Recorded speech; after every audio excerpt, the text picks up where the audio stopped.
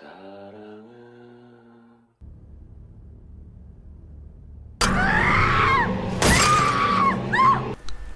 guys, kembali lagi di channel 90 Film. Apa kabar kalian? Semoga kalian sehat dan bahagia selalu dimanapun kalian berada. Di video kali ini, aku mau ngebahas alur cerita film I Saw the Devil yang dirilis tahun 2010. Film ini berkisah tentang pembunuhan seorang perempuan cantik yang ternyata merupakan kekasih dari seorang agen rahasia. Suatu ketika, kekasih Soyun yang bernama Joyeon ditemukan mati mengenaskan di tangan seorang pembunuh bernama Kyung Chul. Kyung Chul memang adalah seorang psikopat. Ia tidak perlu alasan untuk menghabisi nyawa orang. Kyung Chul membunuh untuk kepuasan batinnya sendiri. Kematian Joyeon ini membuat kemarahan Soyun memuncak. Ia bersumpah untuk mencari Kyung Chul dan membalas dendam. Oke, biar nggak penasaran, langsung aja ke ceritanya. Di awal film diperlihatkan seorang gadis cantik bernama Joyeon berada di dalam mobil yang lagi mogok di pinggir jalan. Dia lagi menunggu mobil derek sambil menelpon kekasihnya yang bernama Soyun. Soyun ini merupakan seorang agen rahasia. Saat itu dia lagi tugas sambil teleponan sama Joyeon kekasihnya. Dia terlihat sangat mencintai kekasihnya sampai-sampai dia menyanyikan lagu untuk menghiburnya. Soyun juga menyuruh Joyeon untuk menunggu di mobil saja sampai mobil derek datang. Kemudian muncul pria yang terlihat mencurigakan yang menawarkan bantuan. Namun Joyeon memilih untuk diam di mobil. Ternyata lelaki tersebut berniat jahat. Di tengah kegelapan, tiba-tiba dia datang dan memecahkan kaca mobil Joyeon dan memukul kepalanya dengan palu hingga pingsan, lalu menyeretnya ke mobilnya. Kemudian scene berpindah di sebuah rumah dan memperlihatkan Joyeon yang siuman di dalam kantong plastik yang dipenuhi darah. Kemudian diperlihatkan pria tua yang bernama Kyung Chul yang adalah seorang psikopat berniat untuk memutilasi tubuh Joyeon. Joyeon meminta belas kasihan untuk tidak membunuhnya karena dia sedang mengandung. Tapi Kyung Chul tidak mempedulikan dan malah langsung memenggal-menggalnya, dan cincin Joyeon terjatuh di selokan. Scene berpindah memperlihatkan seorang anak yang menemukan kantong yang berisi potongan telinga manusia dan langsung memberitahu teman-temannya. Malamnya, polisi langsung ramai mencari jasad Joyeon. Tiba-tiba polisi menemukan potongan kepala di sungai dan selesai dicek, itu memang merupakan kepala dari Joyeon. Dan gegerlah tempat tersebut. Lantas, ayah Joyeon dan Soyun sangat terpukul dengan kejadian tersebut. Soyun mendapatkan cuti dari kantornya selama 2 minggu. Dia juga merencanakan pencarian pelaku seorang diri. Dia mendapatkan alat pelacak canggih berbentuk kapsul dari temannya, dan dia mendapatkan nama-nama pelaku yang masih buron dari mertuanya. Disinilah rencana balas dendam bermula. Di malam hari, dia melancarkan aksinya memburu para tersangka berdasarkan data-data yang dimilikinya. Berawal dari seorang pria yang berada di suatu apartemen yang terlihat sedang asik nonton film enak-enak. Di sini Soyun memukul dan menginterogasi pria itu, lalu dia menanyakan kejadian pembunuhan istrinya kepada pria itu. Lantas pria itu tidak mengetahui hal tersebut. Kemudian Soyun melancarkan pukulan kunci Inggris ke kemaluannya sampai hancur, dan akhirnya dia dibawa ke rumah sakit. Keesokan harinya dia mencari lagi orang yang dicurigai, dan dia mendapati orang yang mirip dengan foto buronan yang ada padanya. Namun, orang itu ternyata tidak mengetahui kejadian tersebut. Soyun yang berada di apartemennya tidak bisa tidur dan selalu memikirkan pelaku yang membunuh istrinya. Lantas, dia kembali bangkit dan kembali mencari pelaku. Kali ini dia memegang foto pembunuh istrinya yang bernama Kyung Chul. Di tempat lain terlihat Kyung Chul si psikopat yang lagi memburu seorang gadis cantik. Di sini terlihat seorang wanita yang lagi menunggu bis. Dia dibujuk sama Kyung Chul untuk naik ke mobilnya. Karena bis yang tak kunjung datang, terpaksa gadis itu naik ke mobilnya. Di tengah perjalanan, Kyung Chul membunuh gadis tersebut dengan dipukul kepalanya dengan pipa besi. Dan seperti biasa, dia membawa jasad wanita tersebut ke rumahnya untuk dimutilasi. Di tempat lain terlihat Soyun mendatangi rumah Kyung Chul dan bertemu dengan orang tuanya dan anaknya di sana. Di sini Soyun menggali informasinya, ternyata Kyung Chul merupakan orang yang tidak bertanggung jawab. Dia menelantarkan anak dan orang tuanya. Di sini dia juga menemukan lokasi rumah jagal Kyung Chul dan dia juga menemukan cincin istrinya di selokan belakang rumah.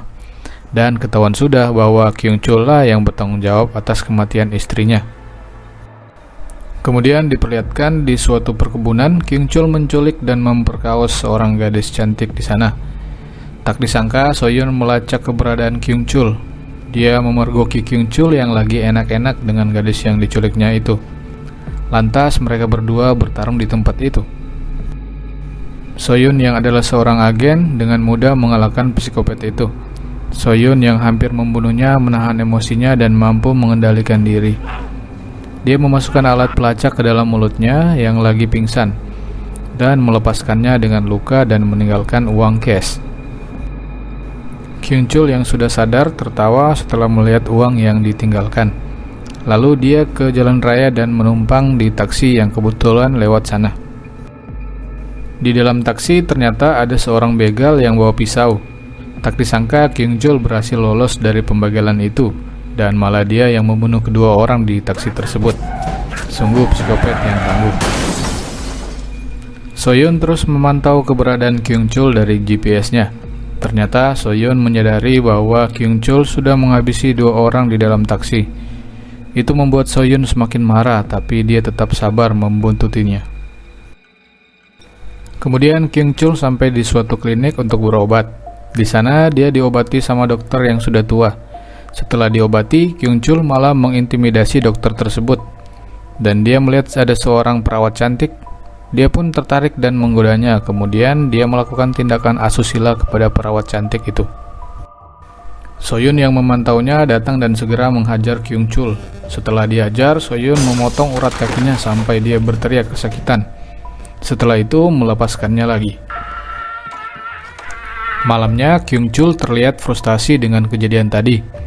Lalu dia hendak membegal mobil yang lewat, tapi tak disangka pengendaranya ternyata anggota militer semua. Dan dia nggak jadi melancarkan aksinya. Dia akhirnya pergi ke suatu rumah di dalam hutan, yang dimana itu merupakan markas komplotannya. Di sana ada seorang pria yang doyan makan daging manusia dan seorang gadis. Di sana mereka ngobrol-ngobrol dan Kyung Chul memberitahu bahwa dia penasaran dengan orang yang memburunya. Temannya mengatakan bahwa orang tersebut menjadi gila setelah kehilangan pasangannya. Di sini terlihat pria tersebut menyimpan potongan-potongan daging manusia yang dimana daging-daging itu disuplai dari Kyung Chul. Ternyata itu dijadikan makanan buat pria kanibal itu. Percakapan mereka didengar sama Soyun dengan bantuan alat pelacak. Dia menjadi semakin sakit hati mendengarnya. Lantas Soyun menyerang mereka seorang diri, dan dengan keahlian bela dirinya Soyun mampu mengalahkan mereka. Lalu Soyun membawa Kyung Chul ke rumah sakit dan mengobatinya. Ketika lagi ngobrol-ngobrol, rekannya keceplosan tentang pelacak yang ada di tubuh Kyung Chul. Di sini terlihat Kyung Chul yang terlihat pura-pura pingsan, ternyata dia mendengar pembicaraan mereka. Keesokan harinya, Kyung Chul menyadari ada alat pelacak di perutnya dan dia segera mencari obat pencahar di apotek. Dia pun berhasil mengeluarkan pelacak tersebut dan menantang Soyun.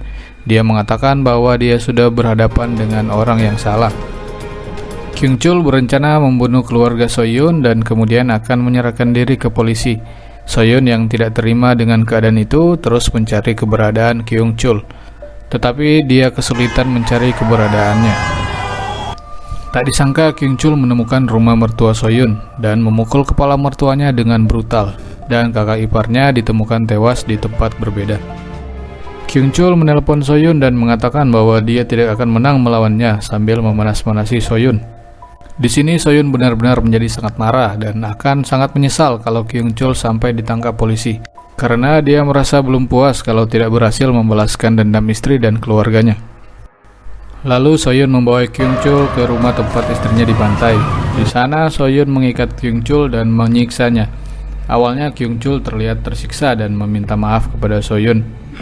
Soyun merasa kasihan kepadanya dan hendak memaafkannya, tapi pas ditanya apakah kamu menyesal dengan perbuatanmu, Kyung Chul malah mengatakan berhenti bermain-main dengan saya, dan dengan emosi yang luar biasa, Soyun akhirnya mengikat Kyung Chul, mengaitkan tali dari mulutnya ke pintu yang terhubung dengan alat pemotong, yang sewaktu-waktu bisa memotong kepalanya apabila ada yang membuka pintu tersebut. Dan sungguh menyeramkan, akhirnya keluarga Kyung Chul datang ke tempatnya dan mereka mendengar suara dari dalam. Mereka berusaha masuk dan membuka pintu tersebut, dan terpotonglah kepala Kyung Chul di depan keluarganya, dan seketika mereka menjadi histeris. Dan film pun selesai dengan memperlihatkan Soyun yang menangis antara sedih atau senang. Dia berjalan tanpa arah. Oke, jadi sekian dulu videonya. Semoga kita semua diberikan kedamaian dan cinta kasih, dan sampai jumpa di video-video selanjutnya.